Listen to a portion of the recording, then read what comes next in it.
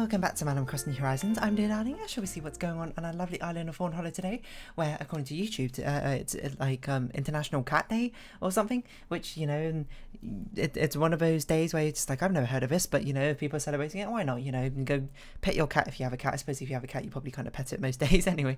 Cats are quite needy with attention to a certain extent. Yeah, again, I say that I don't actually have a cat, or I never even owned a cat, so I don't really know. Had pets before, had a hamster. We had family had some rabbits at one point, had some turtles at some point. They've unfortunately all passed now, and it's been a long time since. But anyway, hello everyone. Right now in Fawnhallow, it's 3:20 PM on Monday, August 8th, 2022. Yeah, you might be like, do you want a cat?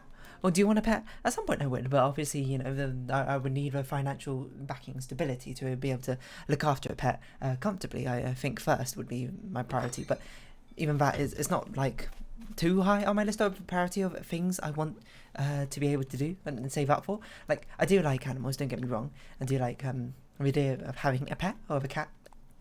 Especially, I feel like a cat's more up my alley, because cats are sort of like, it's not like you can just ignore a cat and it will look after itself. That's not really what I mean, but like cats tend to be a little bit more low maintenance than dogs. You know, you have to exercise dogs. Oh yeah, I suppose it depends on the breed of dog you have. I'm not an expert in pet keeping and by any stretch of the imagination. So don't I suppose use any of what I say as any some sort of advice. No, I still like it because I can't bother to think of one. What was I going to say? Yeah, I'm not really an expert in pets, so, you know, don't quote me about any of my information. It's just sort of the impression I get from people who've had cats and people who've had dogs, is that dogs, it's not that you shouldn't put effort into when you look after a cat. That's clearly and definitively just wrong. It's just like the attention which dogs and cats require is on differing levels, and dogs require a lot more like active attention, while cats require a lot more passive attention, I suppose. So like dogs, you need to put them on walks, you need to like actively play with them, all that sort of things. And depending on the species of dog or breed of dog, I suppose, they have a lot more energy for things. And you know, if you've got like a sheepdog or like a running dog, you do like a lot of exercise. But even some of the smaller dogs need a decent amount of exercise. I'd imagine, maybe not like huge amounts, maybe more on par with a cat. But cats, at least in the UK, outdoor cats are pretty common. Like I don't think I know anyone who had an indoor cat. But it's not too uncommon for people to have like some sort of thing where like they have an indoor cat, but the cat's allowed in the garden, and the garden might have like fences to prevent the cats going out. But at least in the area I live, basically anyone who has a cat has an outdoor cat, because there's luckily not too many cars about. You know, there's a lot of like quiet roads and whatnot. But I'm not like in the middle of like central London or something, so it's not like cats are going to be particularly dangerous. I'd imagine if you live in central London, you might have an indoor cat. I'm not really sure. But cats, you know, at least outdoor cats kind of do their own thing. They sort of just like, you know, you get a cat flap, they just like walk off, they do whatever they want for a day, they come back when they want some food, they go meow. You can play with them a little bit with like a laser pointer or something, or with like a little, not a feather duster thing, but what's it called? I don't know how many of these things we need to learn as well. So, with like the feather thing on the end, or like a mouse on a rope, on a string, and yeah, I don't know, that's the impression I get about cats get rather easily entertained, but not easily entertained, but that's like, you don't need, I guess it's more like, you don't need to actively be there for when they're doing their own exercise and exploring. They're perfectly fine to go about their own business. But, you know, of course, that probably depends on the cat. So, you know, as I say, don't take what I'm saying as a gospel, because I have not looked after pets. So I'm not a good source of your pet handling information. But that's just the sort of impression I get. Indoor cats, I assume you will require more active attention, but I don't really know. It sort of depends on where you live. If anything, I think like an indoor cat sort of gives you a lot more peace of mind. You know, that the cat's not going to get injured and not going to get like hit by a car or something when it might be outside. But I feel like probably the best of both worlds is just like have a small garden space it can sort of run around in. You know, cats do like to be active, certainly. They like to explore. They're curious creatures. But isn't it the thing with cats where cats are very social, like, dogs are very obviously quite social in the first place. They're very sort of in your face about it, but cats are also quite social, but in a way that a lot of people don't really understand. It's like cats, rather than dogs being like, play with me right now sort of thing, cats are just like, I'm going to, let's like eat at the same time, and when you're working I want to be there as well, or that sort of thing. It's sort of like cats like spending time like together in the same space as the humans, not necessarily doing an active activity, which is why cats often like sort of like sleep on your keyboard. One, because it's quite warm, but two, it's because it's like a bonding thing or something, right? Where you're doing an activity and they, you know, are used to you doing this activity at this time, so they want to spend time with you while you're doing it. And it's also the thing with eating, right? Like the way cats bond with owners or something through eating is that the cat won't eat until you're also like standing there watching them eat. So it's sort of like you're watching my back thing. It's like a predatory or not predatory, prey instinct, I suppose, to make sure they're not attacked or something like that, or they eat at the same time you're eating. It's like a social function, I suppose, for cats. I'm not really an expert at cat behaviour, so you know, don't quote me on that sort of thing. But yeah, I feel like people are quite cynical towards cats, you know. But you know, you might be like, are you a dog or cat person? The answer is I'm a both person. I'm not particularly, I don't think I'm particularly strongly biased towards one pet animal over another. Just one would probably fit my lifestyle a bit better than others, is my assumption. In which case you might be like, why don't you get like a pet tarantula, isn't it? Because tarantulas are something like not trophy pets. Like that's like you can still get tarantulas that like can crawl around and stuff and do things. But a lot of the times the tarantula is not particularly. You don't need to like exercise a tarantula or like necessarily stimulate it or something. A lot of tarantulas are perfectly fine, so just vibing. So it's got like this weird stuff on my computer screen. I thought just like trying to scrape it off a little bit. You might be like, what are you scraping with? I'm scraping, scraping. I'm scraping with like an old microfiber cloth, which I used to use for a glass cloth until it got a bit too dirty. Okay, no. I don't even know what this is. Scratch it off. Ugh. Gross. Or maybe not gross. I don't really know what that is. I think it's just caked on dust or something. Anyway, people get, like, cats get a bit of an unfair rep, don't they? People are just like, oh, cats are like so antisocial, they hate your guts or something, your cats will eat you when you die. Which is sort of just like point one being like, cats are kind of social, they just, I suppose they're social in a different way, you know? Sort of the same thing when people talk about introverts, being like, oh, introverts, you know, you don't want friends or something. It's like, that's not really how it works, you know? And introverted doesn't mean shy necessarily and all that jazz, but you know, I've talked about that before. I forgot what the other point I said was. Cats hate your guts. I don't think cats hate your guts. So it's just like the relationship dynamic you have is a bit more different than one you might have with a dog or whatever. And then cats will eat when you die. I think most animals, if like, it's a bit macabre, I suppose, but like if they didn't have a food source and you, because of your inability to feed them due to your passing, then I think a lot of animals might resort to that. I'll be perfectly honest. Because, you know, at that point, like any food source is kind of like what the animal needs to sustain itself. It's sort of like a very sort of, not fight or flight moment, but life or death moment for them, isn't it? But anyway, I don't know why. Why do people always put like such big things as like cats versus dogs? What about all the other animals which people have? You know, snakes quite common, birds quite common, rodents of some sort. Like I used to have a pet hamster when I was much younger. I was a lot younger, so I would say probably at the time I was not really responsible enough to properly be looking after a hamster, because I don't know if I really did. Like, you know, I talked about this before, like my sort of like uncomfortableness with things which I perceive as dirty in my mind, you know, like contamination and that sort of thing.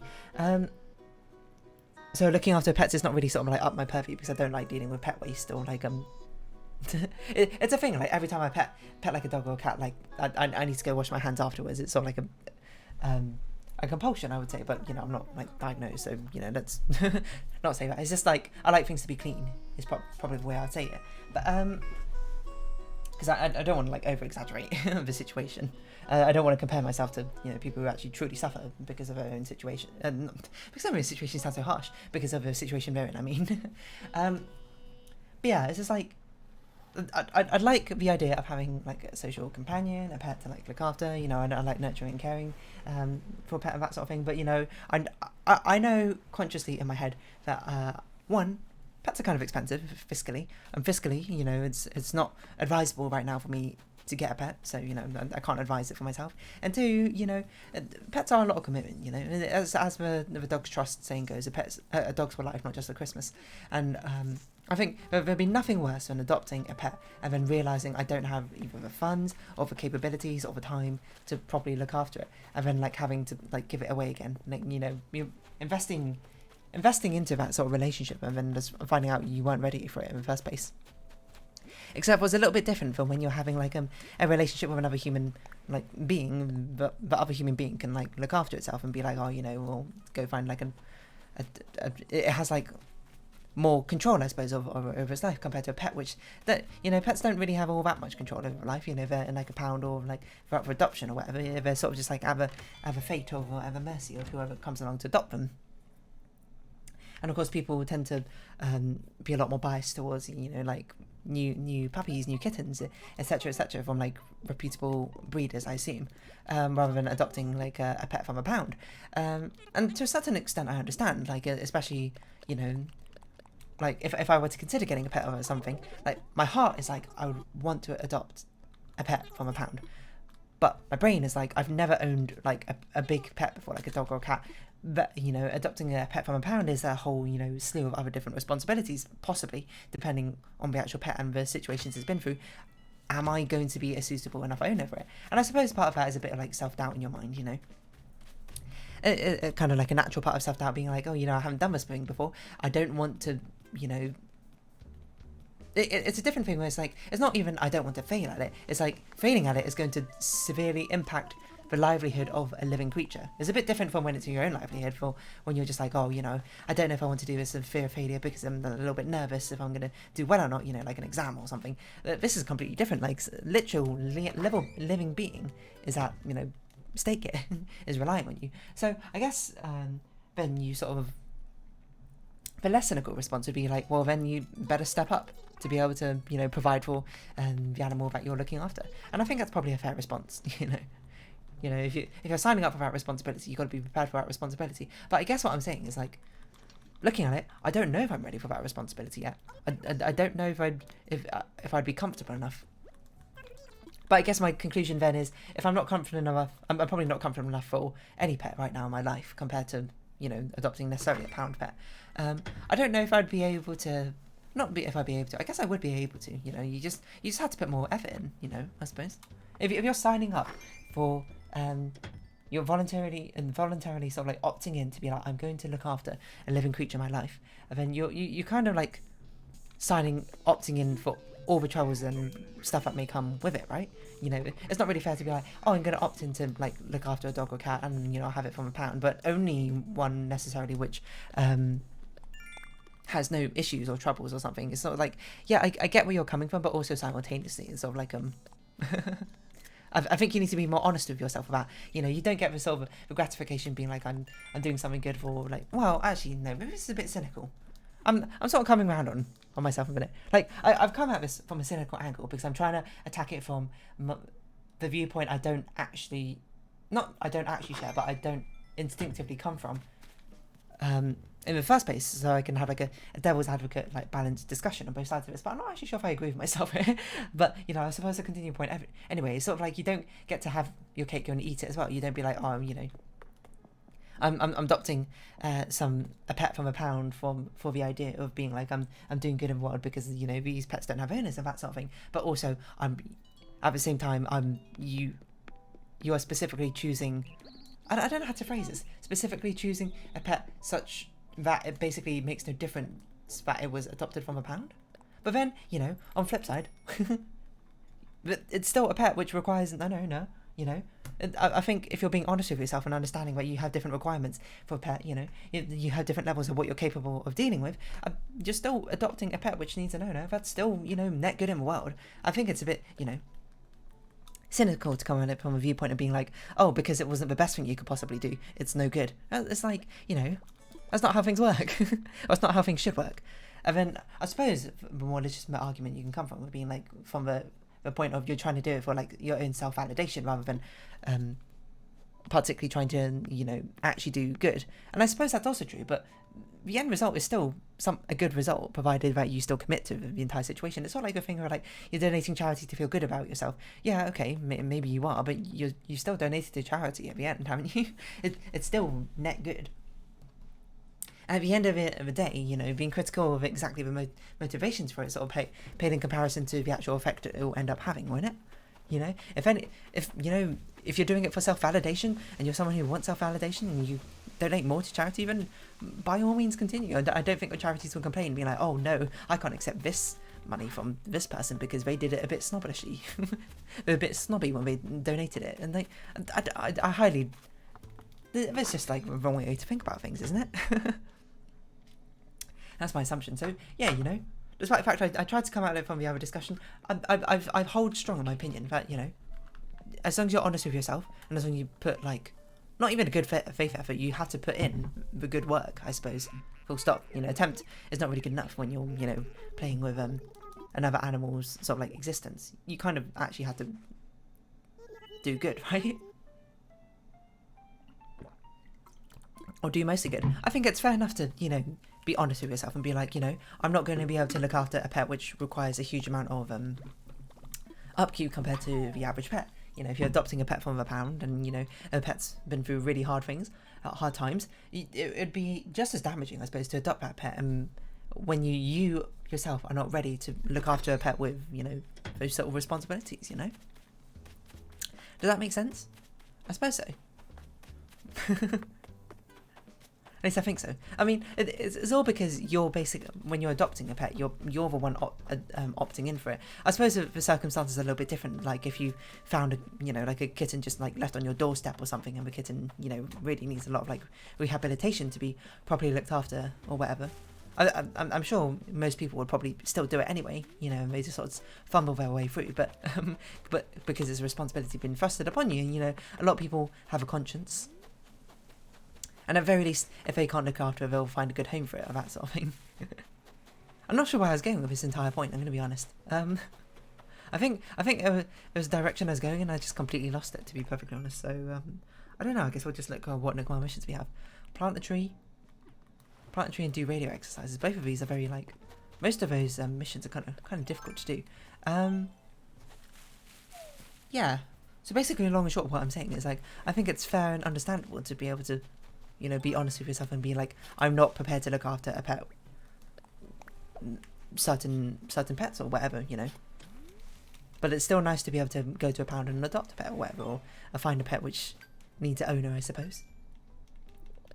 So yeah, I don't know. I mean, I'm saying this all hypothetically because I don't know if I'll ever get a pet in the future, but probably I can certainly see myself adopting a pet in the future. I don't know exactly what the time frame will be. I don't know when. My assumption would be I'd probably adopt a cat, because at least in my mind a cat would be more suitable for my sort of like personality and lifestyle than necessarily a dog is. I'm not sure if I can keep up with the energy of a dog.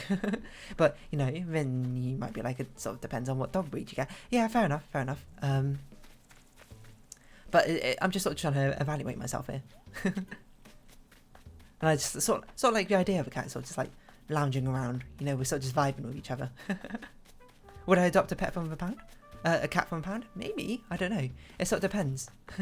It's a thing I'd have to reflect upon myself at the time of adopting a pet, being like, am I going to be able to look after like this animal properly, you know?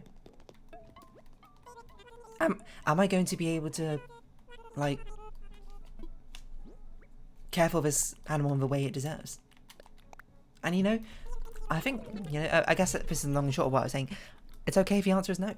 It's okay if you reflect on it and be like, I'm not okay for this level of responsibility. I'm not okay for like what this entire thing entails. But I suppose on the flop side again, perhaps I'm sort of underestimating or overestimating how much responsibility necessarily a pet might have. You know, like how many more accommodations do you need to make for a blind cat compared to like a cat which can see perfectly fine? I'm not really sure. I assume you'd maybe consciously, when you're around home, you'd try and make noise to make sure that the cat knows where you are at all times. You'd probably invest in some like bells and whatnot, or some ways to alert the cat around the place, or you know, and perhaps there's more of an adjustment period as well, so the cat can get used to exactly where things are. And you probably don't like restructure. What's the word? You don't like move furniture around all that much, so your pet can get used to exactly how things are laid out. I don't really know. It's sort of thing you need to do research into. And I certainly have done that. So I'm sort of just talking out of thin air. Just plucking ideas out of thin air. From like osmosis, me learning from osmosis from other people of when they've had pets. I feel like most of my friends have had dogs though. Or want dogs, I think. If they'd have a pet. You know, one of my close friends. He's got a dog, had a dog before. Also had a cat before, to be fair as well. None of my friends doesn't have any pets. No one of my friends would want a dog. No one of my friends has a dog. I'm just thinking through all my friends. That friend, she's got a cat. That friend doesn't have a pet, as far as I know. Also, I haven't spoken to him for a while, so who really knows? Yeah, I don't know. I don't really know. But anyway, I shouldn't restrict myself to a world of just dogs and cats just because they're the most popular animal. Maybe I might be like, whoa, I really like the idea of having like pet rats or whatever. Pet rats, you know, you can train pet rats, you can do wild things with them. They're, you know, cuddly, maybe? Or is it my set are cuddly?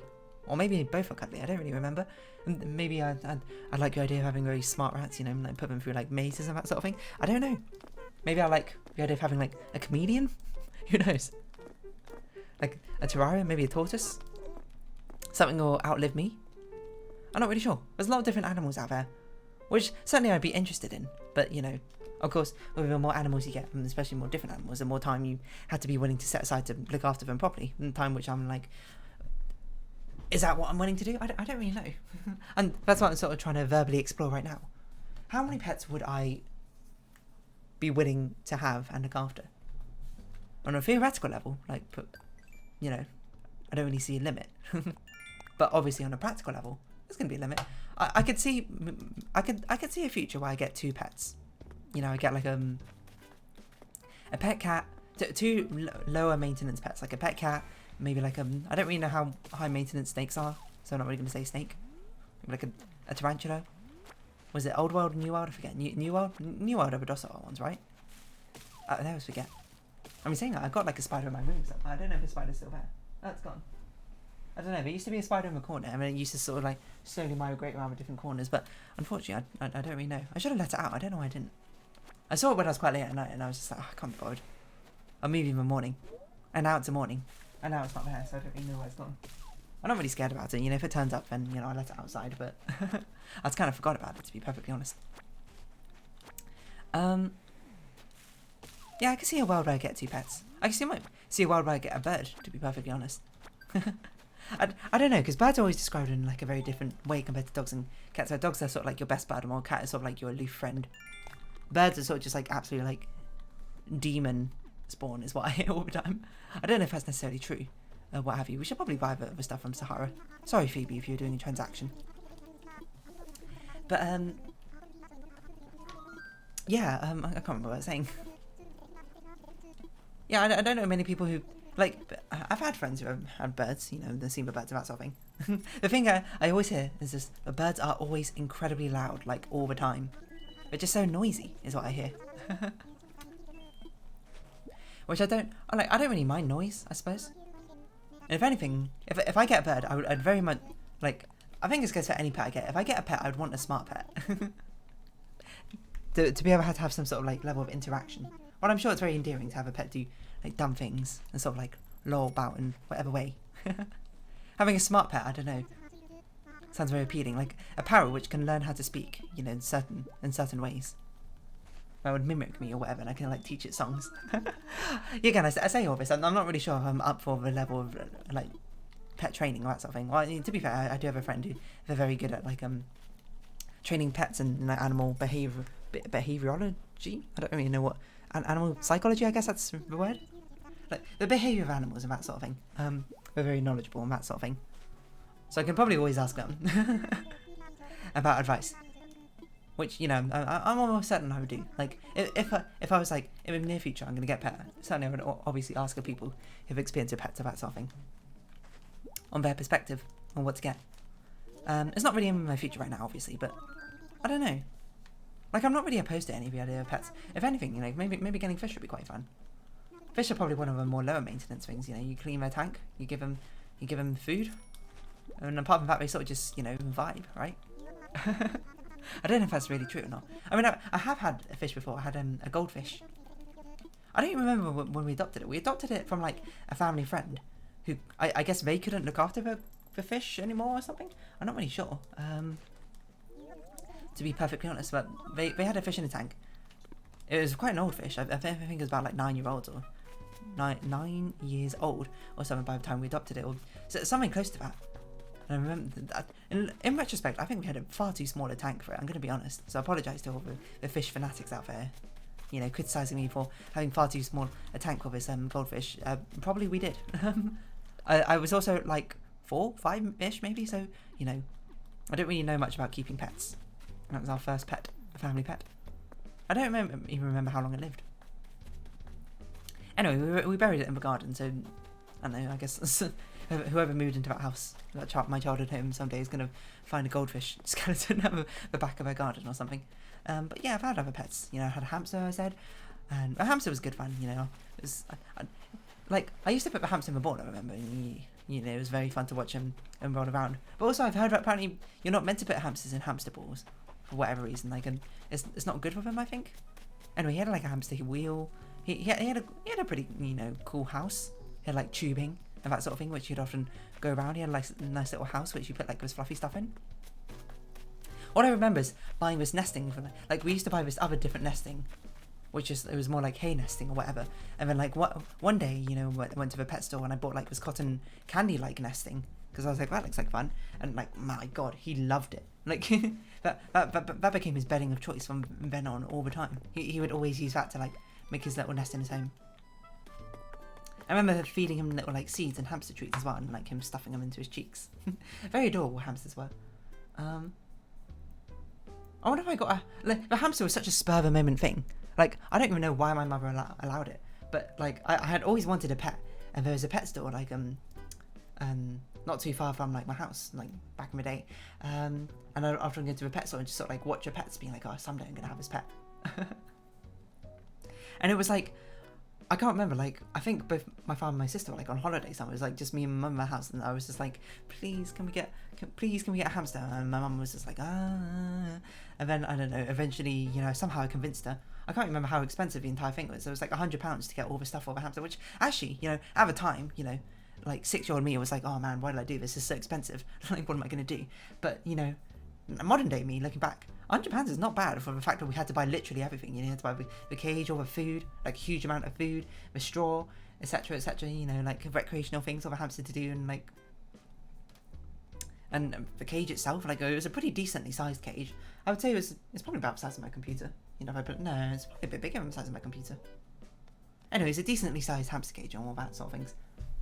In fact, it might not even have been £100. It might have been less than £100. I don't remember off the top of my head. Maybe my parents remember, but still, it's a very random spur of a moment thing.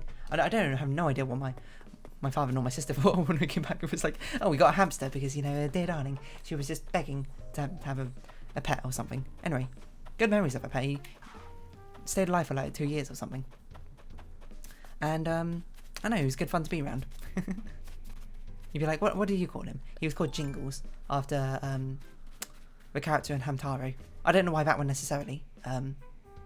Why Jingles necessarily. I don't even think Jingles was my favourite character, but it's just what I named him at the time.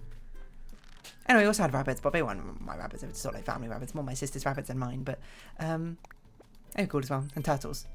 There's not really much to say about the turtles, to be honest. They didn't live very long. Probably I didn't look after them very well. I'm going to be honest. I'm not, you know, I got to work on myself as a pet owner. But also, I think the pet, to be fair, I also think the turtles were quite sickly, or whatever, when we got them. What on earth is a room sketch I just opened up by accident? I wanted to open up a Nookmar missions, but the apps unfortunately swiped around.